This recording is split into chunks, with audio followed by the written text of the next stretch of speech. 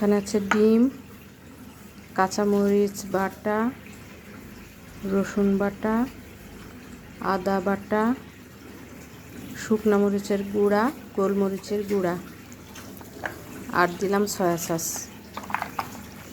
বাচ্চাদের স্কুলের tiffin ready হবে।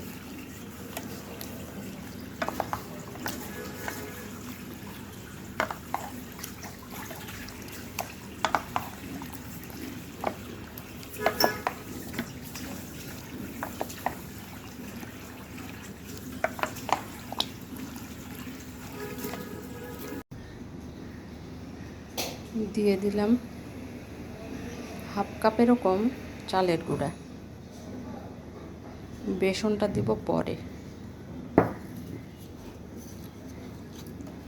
চালের গুঁড়াটা দিলে কোটিংটা ভালো হয় আর চিকেন ফ্রাইটা মুচমুচে হয়।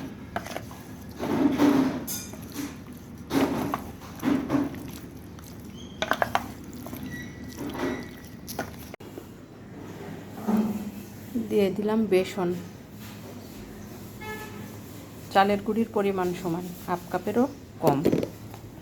এখন বেসনটাকেও আবার চিকেনের সাথে ভালোভাবে মিক্সড করে নেব। আমার চিকেন ফ্রাইটা আমার ছেলে মেয়ে, আমার ভাইয়ের ছেলে মেয়ে, আমার বোনের ছেলে সবাই খুব পছন্দ করে। বলে, খালামণি, ফুপি, তোমার হাতের চিকেন ফ্রাই অনেক মজা হয়। সময় সুযোগ পেলে ওরা বাসায় আসলে আমি ওদেরকে বানিয়ে খাওয়াই। আর আমার ছেলে মেয়ের স্কুল টিফিন তো আছেই, মেনলি এটা রেডি করছি স্কুল টিফিনের জন্য।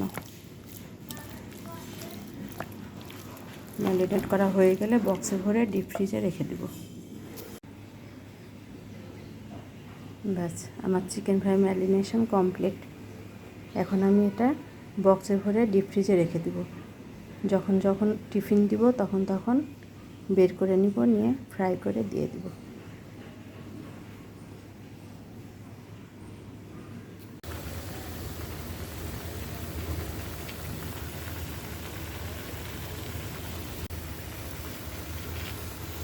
এখানেও বসিয়ে দিয়েছি চিকেনের ব্রেস্ট পিসটা।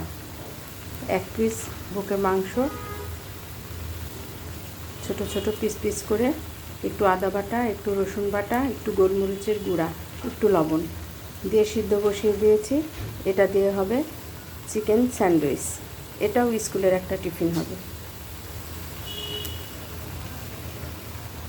স্কুলের টিফিন অথবা সন্ধ্যার নাস্তার সঙ্গে চিকেন স্যান্ডউইচ। এটা সিদ্ধ হয়ে গেলে ঠান্ডা হবে, তারপর সুন্দর করে ছোট ছোট করে হাত দিয়ে ঝুরি ঝুরি করে বক্সে ভরে রেখে দিল।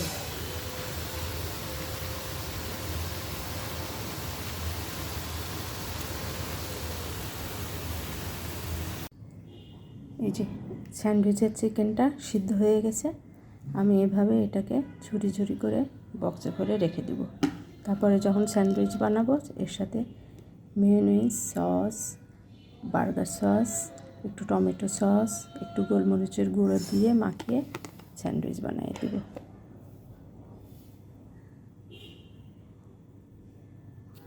এই যে সব এভাবে বক্সে ভরে ভরে রেখে দিলাম। প্রয়োজন মতো, সুবিধা মতো বের করে নিব আর টিফিন রেডি করে দিব।